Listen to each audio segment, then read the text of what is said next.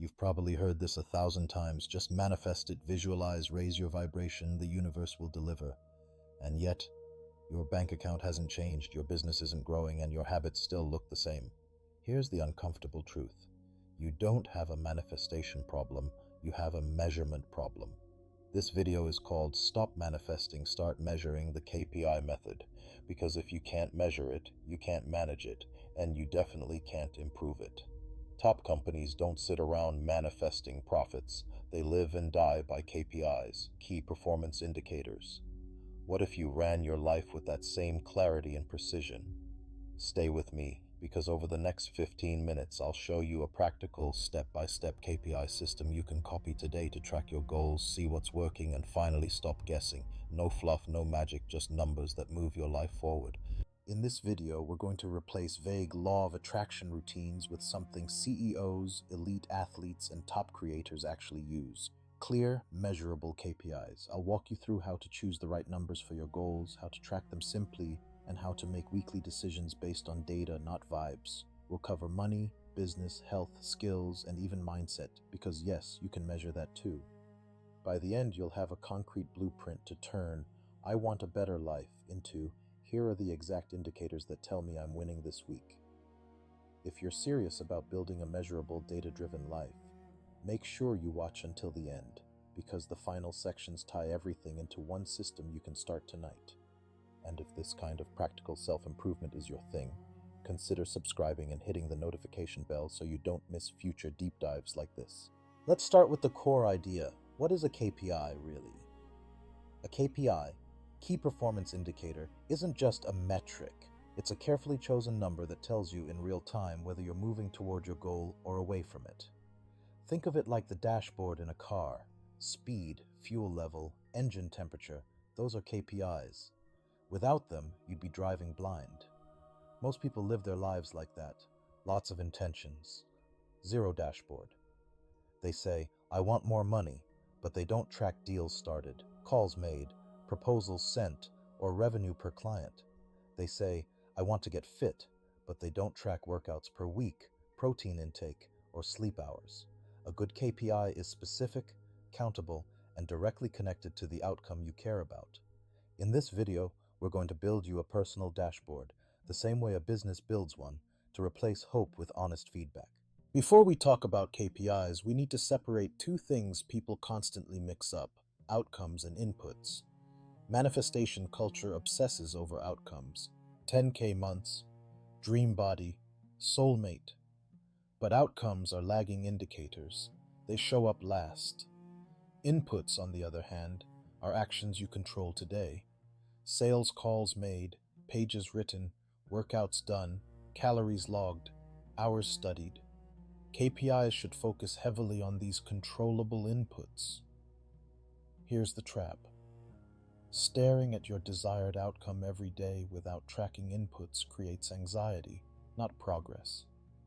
You feel like a failure, even if you're quietly improving.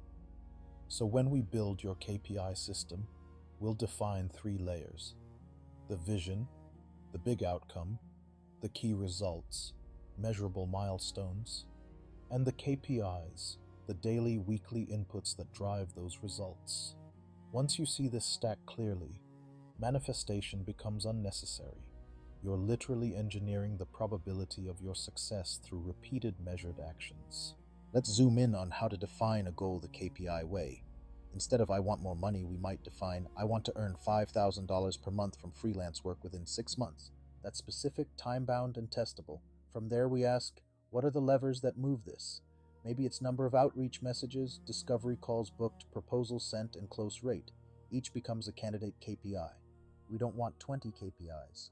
Overwhelm kills execution. For each major goal, pick 3 to 5 key indicators, max, a few input KPIs, what you do, and optionally 1 outcome KPI, what you get. Example, 3 outreach messages per weekday, 3 calls per week, 2 proposals per week, and a monthly revenue number. Those inputs, if consistently hit, make the outcome almost inevitable. The KPI method is simply define the goal clearly, identify the levers, then measure the levers relentlessly. Now, how do we choose KPIs that actually matter, not vanity metrics? A vanity metric looks impressive but doesn't drive your real goal. In business, followers can be a vanity metric. Qualified leads per week is a real one. Use this three-question filter for every potential KPI. 1. Does this number directly influence the outcome I care about? 2. Can I take a clear action today that changes this number? 3. If this number improved consistently for 90 days, would my life noticeably change? If you can't answer yes to all three, it's probably not a core KPI.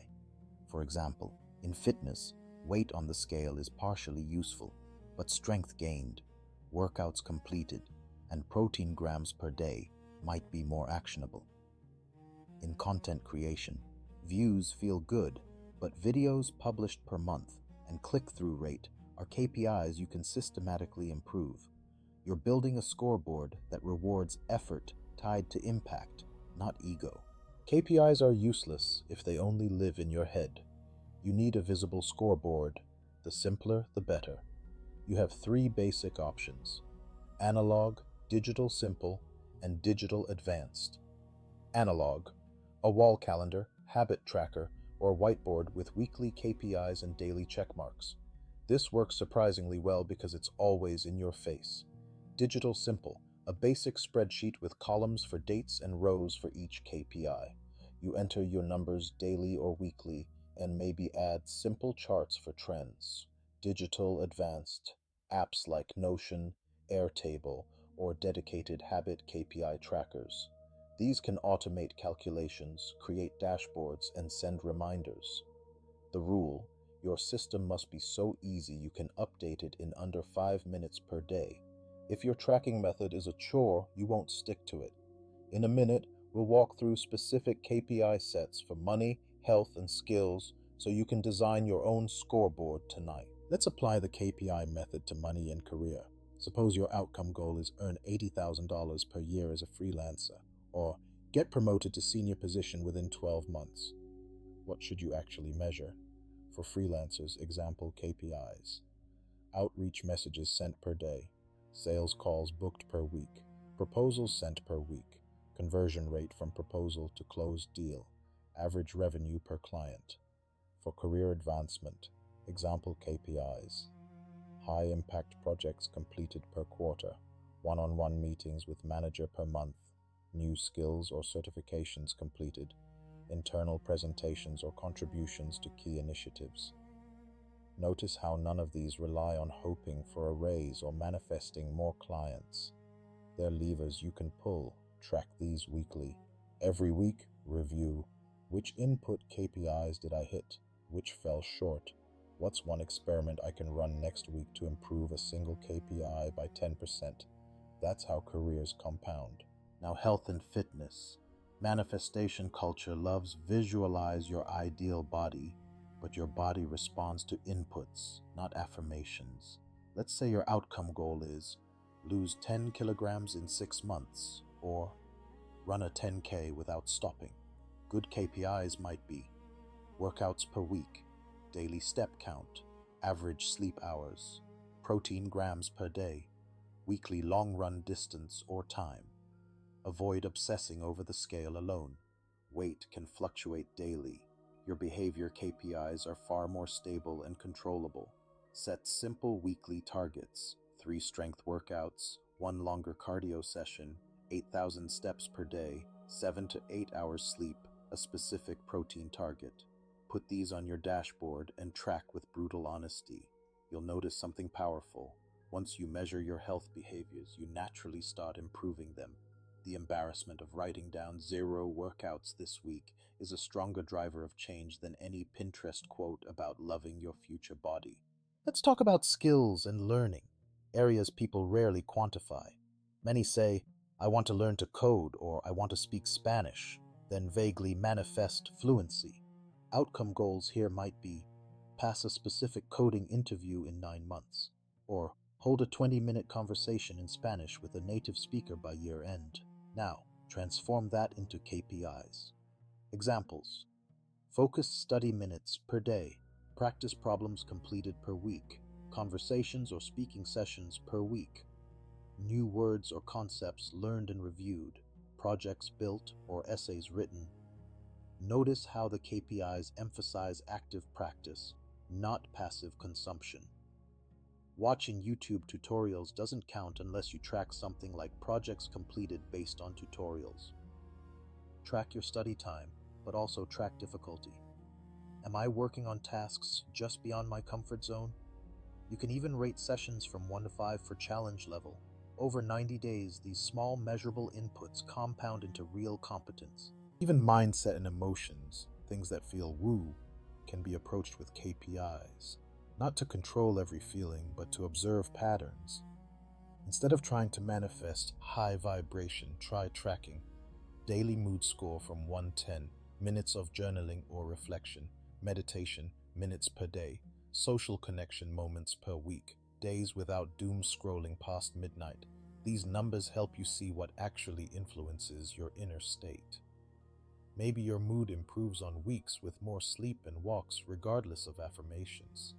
This doesn't mean you become a robot. It means you collect evidence about what truly supports you. Over time, your emotional KPIs inform better choices. You learn which habits reliably raise your baseline. If manifestation helped you feel hopeful, keep the hope, but add measurement. Hope decides the direction. KPIs determine the pace. Together, they're far more powerful than wishful thinking alone. Now let's connect this with time. Daily, weekly, and monthly rhythms. KPIs are only powerful if they drive your calendar. Daily, choose a small set of non-negotiable input KPIs, maybe 3 to 5 actions. For example, write 500 words, send 3 outreach messages, walk 8,000 steps. These are your daily must-wins. Weekly, schedule a 20-30 minute KPI review. Look at your numbers. Ask, which KPIs did I hit? Which did I miss? Why? What's one small adjustment I can test next week? This is where you shift from guilt to experimentation. Monthly, zoom out. Are the trends moving in the right direction? Do some KPIs no longer matter? It's okay and necessary to refine. Think of it like steering a ship. Manifestation is staring at the horizon. KPIs are checking your instruments and adjusting the wheel a few degrees every week so you actually arrive. Let's quickly address the emotional side. Measurement can feel scary. Numbers expose reality. That's exactly why they're powerful. When you first start tracking KPIs, you'll likely see a gap between your story, "I'm working so hard," and your data. "I actually worked on my business 2 hours this week." That sting is your turning point. The key is to treat KPIs like a scientist, not a judge. Data isn't there to shame you. It's there to inform experiments. If your outreach numbers are low, instead of "I'm lazy," try, what would make this easier? Can I batch it, script it, tie it to a reward? If your workouts aren't happening, adjust time of day, make them shorter, or find a partner. The KPI method is a conversation between your intentions and your behavior. The more honest the conversation, the faster your life changes. No magic required. Let's recap the KPI method so you can walk away with a clear mental model. First, shift from manifesting outcomes to measuring inputs. Your vision still matters, but your daily actions matter more. Second, define goals with precision, specific, time-bound, and testable. Then identify 3 to 5 KPIs per major goal, focusing on numbers you can directly influence. Third, build a simple, visible scoreboard, analog or digital, that you can update in under 5 minutes per day. Fourth, integrate KPIs into your rhythms, daily must-win actions, weekly reviews, and monthly adjustments. Fifth, apply this across domains, money and career, health and fitness, skills and learning, and even mindset. Everything becomes trackable at some level. Finally, treat your numbers like feedback, not judgment. Use them to design experiments, not excuses. If you do this consistently for 90 days, you won't need to manifest change. You'll be able to point to charts and say, "Here's exactly how I built it." Now it's your turn to stop manifesting and start measuring.